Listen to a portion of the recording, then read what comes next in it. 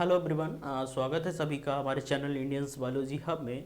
आज हम लोग बीएससी के एग्ज़ाम्स के ऊपर हम लोग बात करेंगे, किस तरीके से एग्ज़ाम में हम लोग बेहतर ढंग से सही अप्रोच के साथ एग्ज़ाम्स को डील करें, एग्ज़ाम्स में कैसे लिखा जाए, किस तरीके से लिखा जाए, उसकी फ्रेमिंग कैसे की जाए, उन सारी चीज़ों के ऊपर बात करने वाले हैं।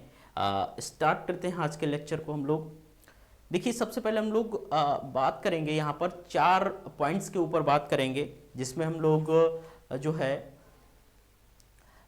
जो real approach for BSc exams के लिए है, वो लेकर हम लोग आए हैं। बहुत सारी बच्चे कमेंट्स कर रहे थे, मैसेजेस आ रहे थे एप्लीकेशन के ऊपर अलग अलग तरीके से प्लेटफॉर्म के द्वारा।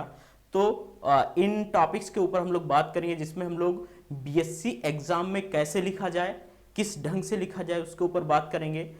टाइम मैनेजमेंट कैसे किया जाए उसके ऊपर बात करेंगे।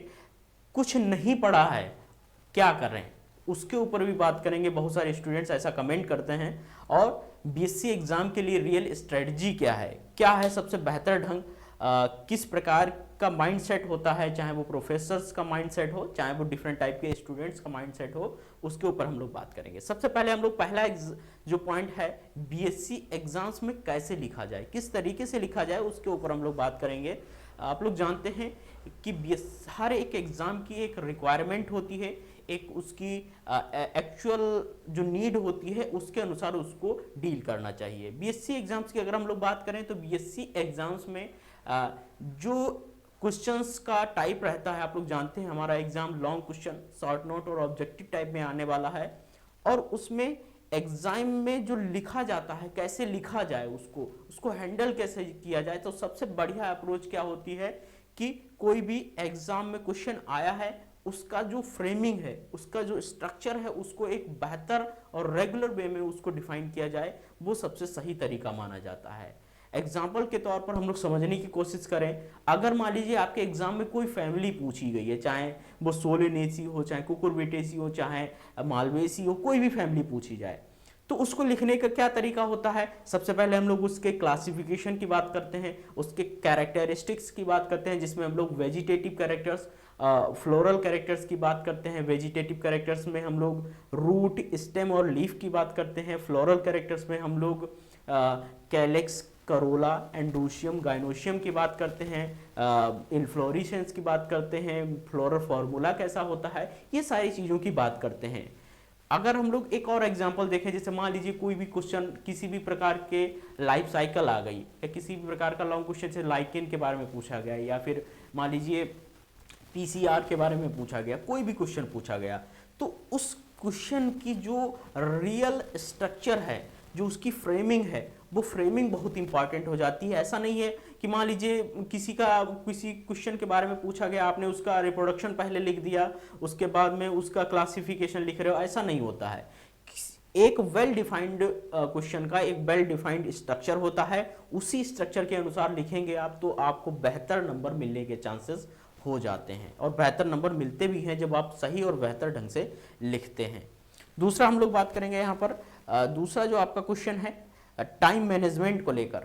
टाइम मैनेजमेंट को लेकर जो आपका क्वेश्चन है, बहुत इंपॉर्टेंट क्वेश्चन है कि किस तरीके से एग्जाम में टाइम को मैनेज किया जाए, टाइम को बेहतर तरीके से यूटिलाइज किया जाए।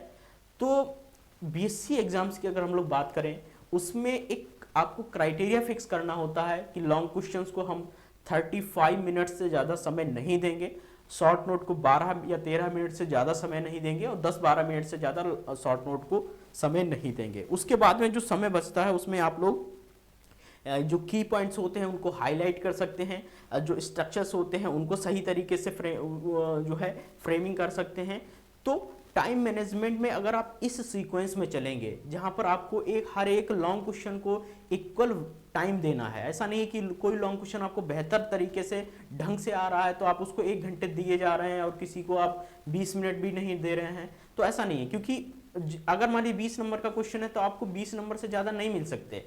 तो लेकिन अगर दूसरा क्वेश्चन जिसमें आप 10-15 मिनट दे रहे हैं, उसमें अगर आप 30 से 35 मिनट लगाएंगे, तो उसमें भी आपको 15 नंबर मिलने के चांसेस बन जाते हैं। तो आपको इक्वल टाइमिंग देनी है हर लॉन्ग क्वेश्चन को। 2-4 मिनट का टाइम इधर उधर हो सकता है, लेकिन ज़्यादा डिफरेंस नहीं करना है। ऐसा नहीं है कि 1 घंटे दे दिया और इधर 20 मिनट दे रहे हैं, ऐसा नहीं करना है। इक्वल टाइमिंग देनी है। दूसरा, टाइम मैनेजमेंट सबसे इंपॉर्टेंट ये होता है कि ऑब्जेक्टिव क्वेश्चंस को आप पहले लॉन्ग क्वेश्चन कर लो, शॉर्ट नोट कर दो, उसके बाद में ऑब्जेक्टिव क्वेश्चंस पे आइए, क्योंकि बहुत सारे ऑब्जेक्टिव क्वेश्चंस ऐसे होते हैं जब आप उनको स्टार्टिंग में पढ़ लेते हैं तो आपको जब लॉन्ग क्वेश्चन करते टाइम, शॉर्ट नोट करते टाइम, तो आपको कुछ ना कुछ उसके बारे में आइडिया लग जाता है, एग्जैक्ट आंसर भी पता चल जाता है कभी कभी लिखने की प्रोसेस में। तो ये सारी चीज़ें आप लोग अपना सकते हैं टाइम मैनेजमेंट के बेसिस पर।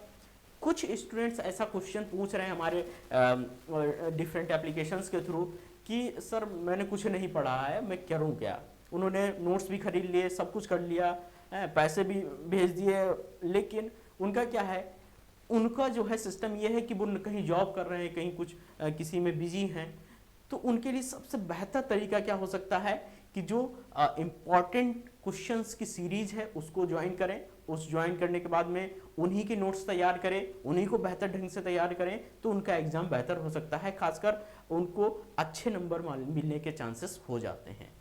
चौथी जो बात यहाँ पर आपकी स्क्रीन के ऊपर दी गई है कि बीएससी एग्जाम की रियल स्ट्रेटजी क्या है, फॉर्मूला क्या है बीएससी एग्जाम को निकालने का। तो फॉर्मूला एक ही है कि आपको अपना माइंडसेट तो सही करना ही है, उसके साथ साथ अपने प्रोफेसर का, जो आपकी एग्जाम की कॉपी चेक करने वाला है, उसका माइंडसेट समझना होगा।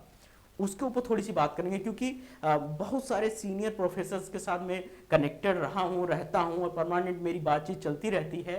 कई सारे फैमिली मेम्बर्स में कुछ ऐसे लोग हैं जो अलग अलग यूनिवर्सिटीज में प्रोफेसर रह चुके हैं, तो उनसे बातचीत होती है। तो म्यूचुअल अप्रोच के साथ अगर मैं बात करूँ तो उनका एक ही तरीका होता है कि जो क्वेश्चन बच्चे लिखते हैं उनकी फ्रेमिंग बहुत इंपॉर्टेंट हो जाती है।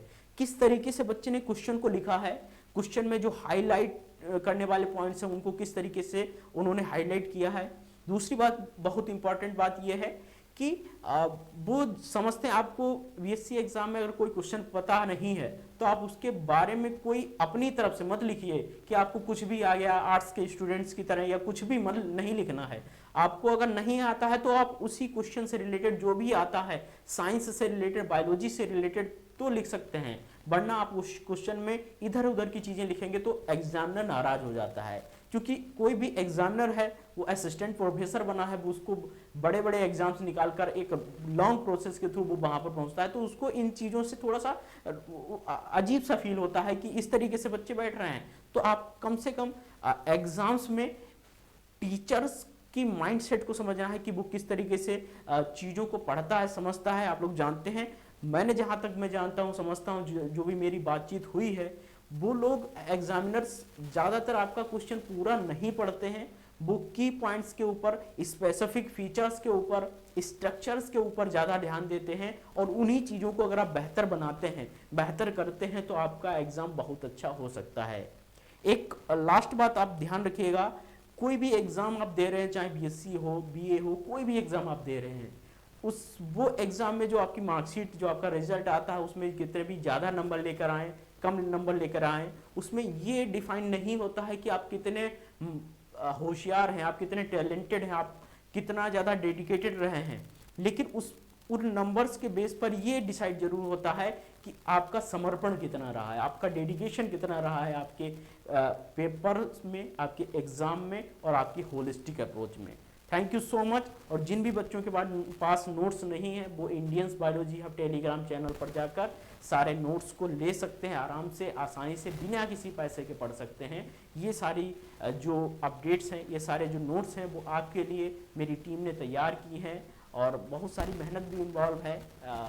पीडीएफ को तैयार करना, उनका ट्रांसलेशन करना, बहुत सारी चीज़ें होती हैं। सो आप इस अप्रोच को अपनाएंगे तो बेहतर है आपके लिए, और अच्छे नंबर मिलने के चांसेस रहते हैं ऐसी अप्रोच में। Thank you so much.